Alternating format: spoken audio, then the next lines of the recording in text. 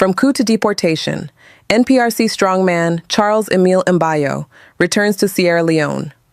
Welcome to the Bold African Voice, BAV, your trusted channel for deep analysis, Africa-wide comparisons, and forward-looking perspectives on the issues that shape our continent. I'm Ahisatu Kamara Kargbo. Today, we confront a dramatic twist in Sierra Leone's history: the deportation of Charles-Emile Mbayo, a former NPRC coup leader from the United States back to Freetown.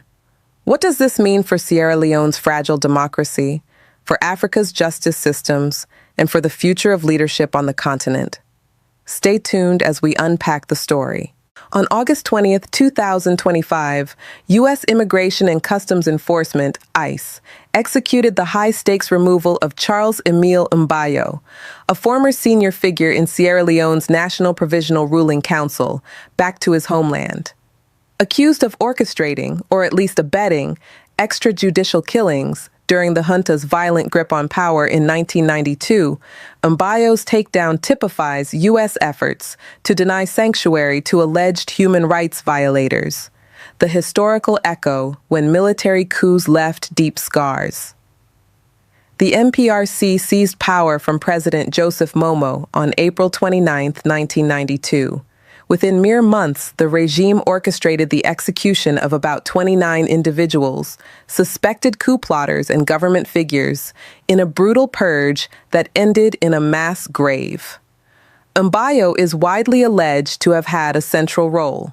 Across Africa, the NPRC's purge is not unique, but unfortunately, part of a broader tale of military coups, followed by retaliatory or preventive bloodletting.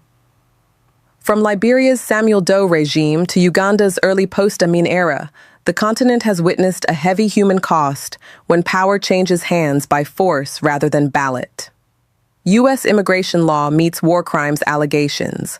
Mbayo entered the U.S. on January 9, 1998, via an F-1 student visa.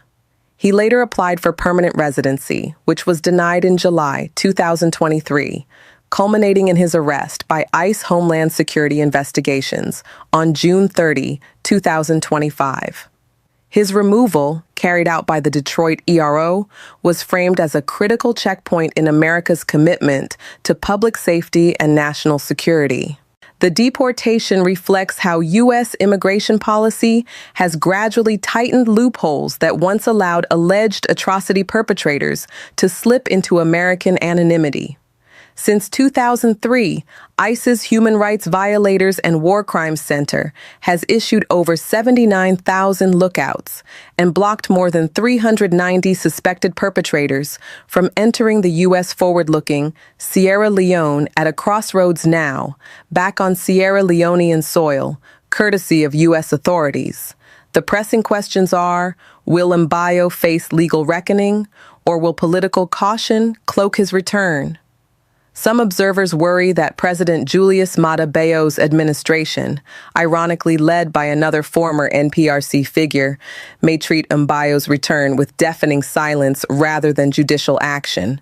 That would align with certain post-conflict states' tendencies towards silence and selective amnesties as tools of fragile peace-building. Across Africa, the dilemma is strikingly familiar. Countries like Rwanda and Liberia have faced similar crossroads. Should post-conflict restoration prioritize restorative justice, think truth commissions, or retributive justice, courts and trials? Mbayo's case could tip the scales decisively, either toward transformed rule of law or back toward toxic impunity. Comparative landscape. Who else is paying attention? Kenya has, at times, grappled with the legacies of post-election violence leaders who escaped accounting by virtue of structural amnesties.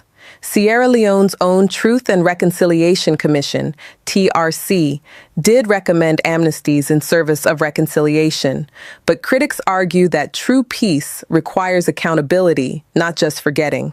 South Africa, by contrast, offered conditional amnesty via the TRC, spiced with painful public confession, a model that held some, but not all, perpetrators to account.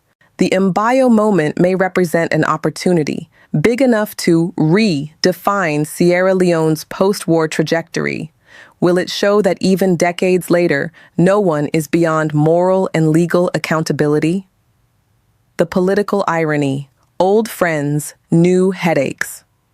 Here's where it gets awkward. Sierra Leone's current president, Julius Maada Bio, was himself a junior NPRC officer back in 1992, later becoming head of state before handing power to civilians in 1996. Imagine a courtroom scene where the prosecutor says, "Your Honor, we call our next witness, the President of the Republic." It sounds like a Nollywood script, but Sierra Leoneans know this irony all too well.